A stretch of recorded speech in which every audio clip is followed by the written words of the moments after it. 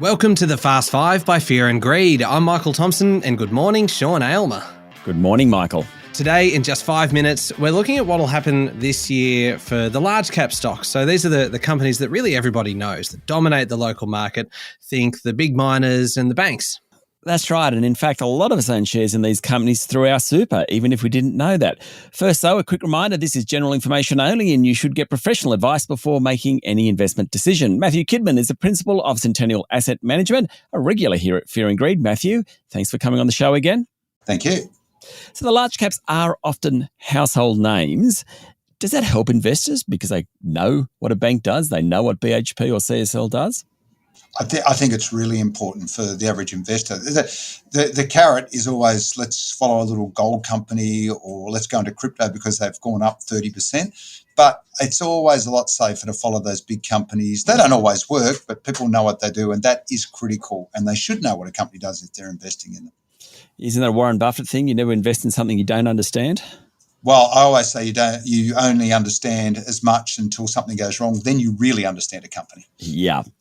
Okay, so the banks are the biggest part of the sector. What do you think of the big banks that we're talking here? ANZ, CBA, Westpac and National Australia Bank. You punish me with this, Sean, every time you ask me, and most times I get it wrong. I think our banks are reasonably expensive, as I've said for a while. They've performed incredibly well in a tough market, but I think they've performed strongly, and how we measure them is against book value, which is how many loans against how many liabilities they've got out there, and you get a book value. They look reasonably well priced. Does it mean they can grow over the next 12 months? Sure, but I don't know if they outperform the market like they have in the past year where they've been seen as defensive as good franchisees.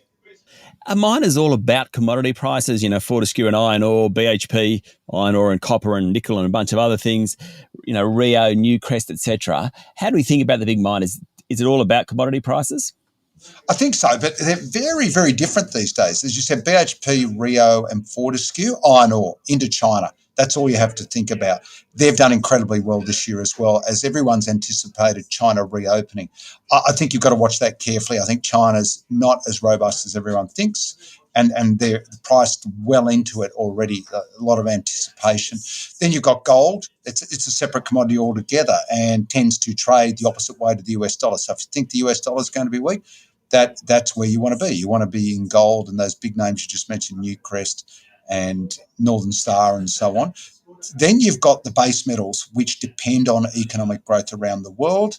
That's your copper, your nickel, and they're a lot harder to find. That they tend to be in those bigger companies, but smaller assets, and that will depend on how you think world growth goes. That's hard to see this year. And then more recently, you've got the green metals, so lithium and the like. And I think those green metals had a good run last year, and just be buyer beware because they're very volatile.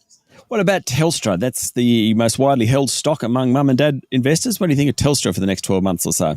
Yeah, we're pretty favourable on Telstra. Good resilient earnings. The mobile market, which they're the number one player, pricing has settled down there after a few years of discounting. And of course, they've got InfraCo, which is the idea that they're going to split the company up and sell the ducts, as we know them, which is the gateway to the NBN and so on into our households. Very valuable. And we think a Telstra that spins that off could be worth 50, 60 cents more, in other words, 15% more, which is quite nice for Telstra because it's low growth. So it's okay, we think. Okay, the last two sectors, retailers, the Coles, Woolies, Wesfarmers probably fits into that one, and also the tech stocks. Yeah, the retailers, discretionary, going to be hard. Things are slowing down on the back of higher interest rates. The food retailers, probably okay, but nothing exciting there. And tech stocks, I think, are going to continue to struggle because they're fairly fully valued. So if you put all that together, you can see I'm nowhere near as bullish on the big caps this year as the small caps, which have been beaten up because a lot of the valuation is held in there. The all ordinaries dominated by those big companies is only down 6 or 7%. I can see them going up, but not at the same rate as maybe small companies. Okay, and just gathering from what you've said there, Telstra is one that you probably do like among the big caps. Yeah, a couple of sectors we do like Telstra. We also like the insurance sector, which is much maligned over a few years. We've got insurance premiums generally still going up. They've been going up for a few years. We're probably going into a period, especially domestically, where disaster recovery, those disasters that, cause so many payouts, claims, are probably subsiding.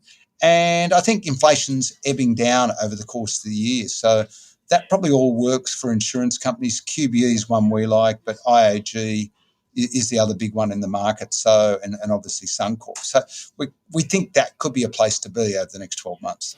Matthew, thank you for talking to Fear and Greed. Thanks, Sean. That was Matthew Kidman, Principal of Centennial Asset Management. Know what you're investing in next year, Michael, now?